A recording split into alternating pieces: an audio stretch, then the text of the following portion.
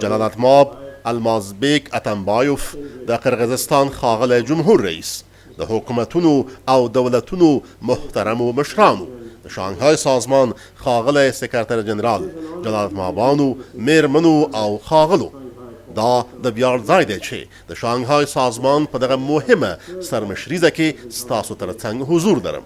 اجازه راکړئ تر څو د قرغیزستان جمهوریت له ښاغلي جمهور رئیس جلالت ماب المازبیک اتنبایوف او دغه هیواد له حکومت او خلکو څخه د یاد سازمان د سرمشریزې له لطفه ډک کوربتوب خاطر د زړه له کومې مننه وکړم.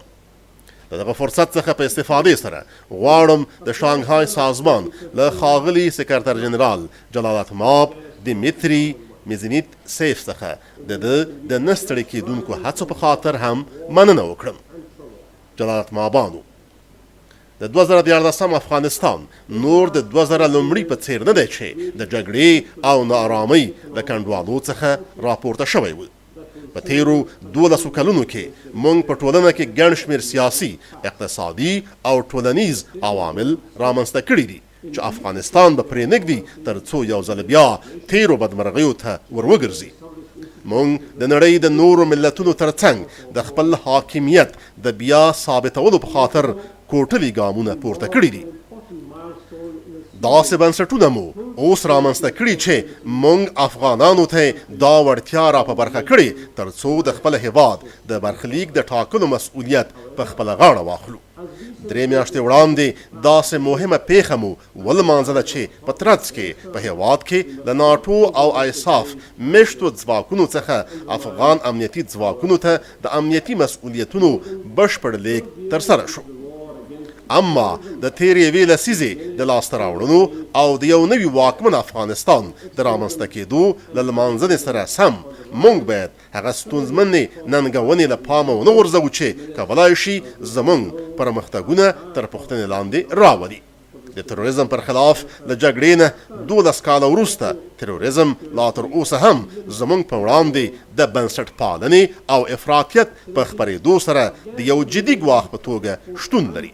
څرنګه چې موږ ټول پوهیږو د سیمې په هیوادونو کې د تروریزم په خپرېدو سره دغه پدیده به نه یوازې د افغانستان او پاکستان د ثبات بلکې د سیمې او ټول نړۍ د امنیت لپاره ناوړې پایلې له ځان سره ولري. عالی جنابانو، افغانستان د تروریزم پر خلاف د جګړې په لومړۍ لیکه کې قرار لري. د القاعده او دغه سازمان د نورو متحدانو په څیر ترهګرې ډلې زموږ د هیواد له پولو څخه هاخوا پټنځایونه لري. غواړم له هغو تروریستي ډلو څخه یادونه وکړم چې افغانستان په وړاندې خنډ واقع کیږي. دغه ترهګرې ډلې چې په افغانستان کې ورسره مخامخ یو عبارت دي له د ازبکستان اسلامي تحریک، د شرقي ترکستان اسلامي غورځنګ چې یو تروریستي سازمان بلل کیږي، د افغان طالبانو سربیره پنجابي طالبان، لشکر طیبه او همداراز چچینی اورپکی.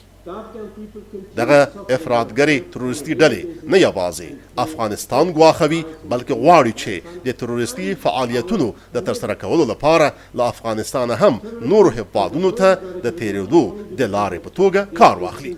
نو ځکه د افغانستان خلک هره ورځ د دغو ترهګرو له اعمالو څخه کړېږي او له خپل هیواد او ګاونډیو څخه دفاع دوی ته له قربانیو ډکه پریوزي. میرمنو او ښاغلو، یوازې هغه وخت کولی شو تروریزم او مخ پر ود افراطیت ته ماته ورکړو چې په سیمه کې په ځانګړي ډول د افغانستان او پاکستان ترمنځ صادقانه همکارۍ ترسره شي. دغه بریالیتوب ته د رسېدلو لپاره افغانستان په پراخه کچه له پاکستان سره د تیرو 12 کلونو په ترڅ کې همکاري کړې او خپل دغه همکارۍ ته به په راتلونکي کې هم دوام ورکړي. په دې لار کې بریالیتوب د دغه سرمشریزې د حاضرو هیوادونو په ځانګړي ملاتړ پورې اړه لري. د سیمې هیوادونه باید دا تمه ونه لري چې د ناټو سازمان، ایساف او یا د امریکا متحده ایالات به مو له ټولو هغو ننګونو څخه وژغوري چې اوس ورسره مخامخ یو. باید په دې پوه شو چې د تروریزم او افراطیت پر خلاف جګړه اساساً زموږ د ټولو ګډ مسؤلیت دی. یعنی د دې سیمې د هیوادونو مسؤلیت دی چې صادقانه همکاري او ګډې هڅې ایجابوي. ناقانونه مخدره توکي هغه بله ستونزه ده چې ټوله سیمه ګواښوي.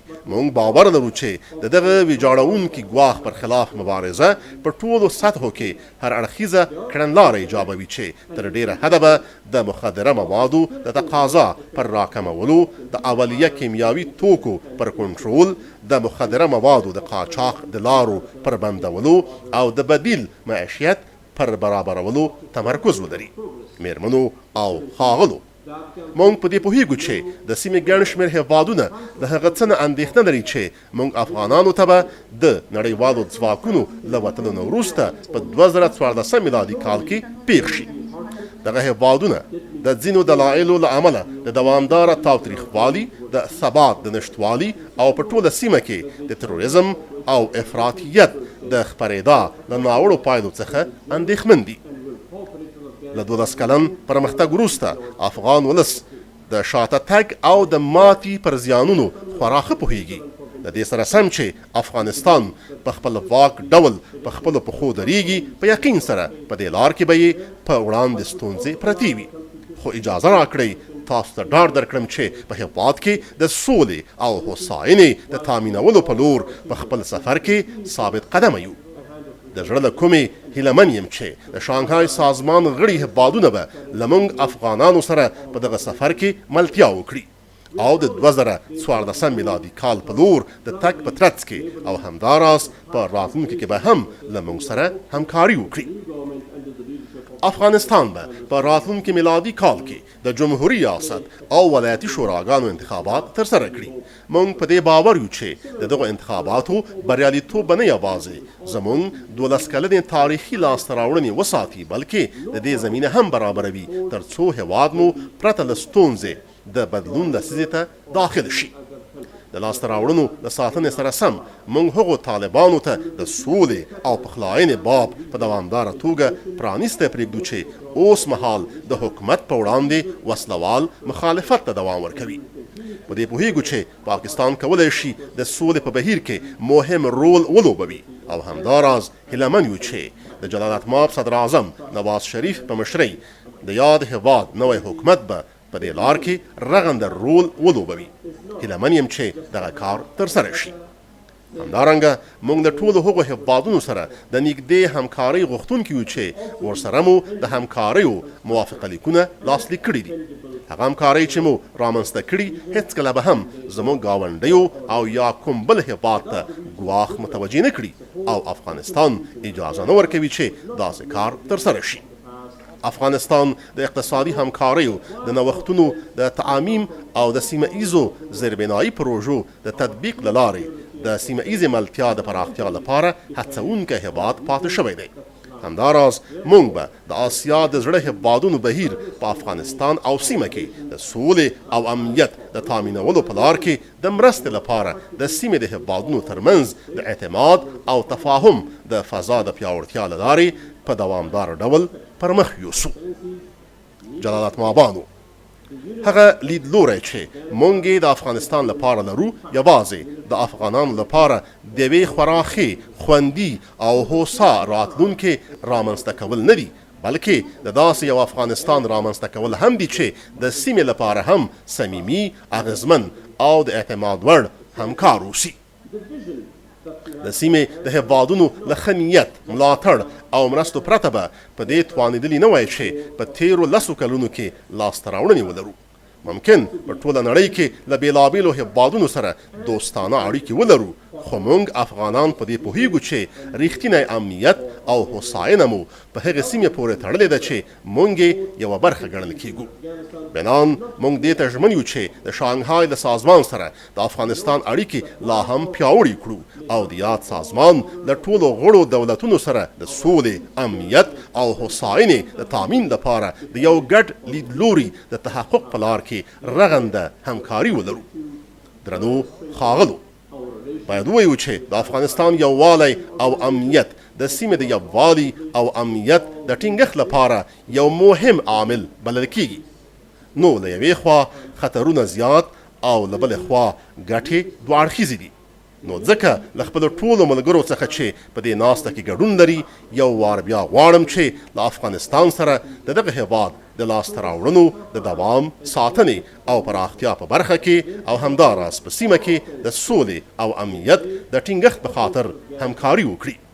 همداراز غواړم د شانګهای سازمان په وړاندې د افغانستان پر ژمنې باندې یو ځل بیا ټینګار وکړم او زموږ ورور جلالتمآب ښاغلي امام علي رحمان د تاجکستان جمهور رئیس ته د شانګهای سازمان د راتلونکي ریاست په لار کې د لا زیاتو بریالیتوبونو هیله کوم.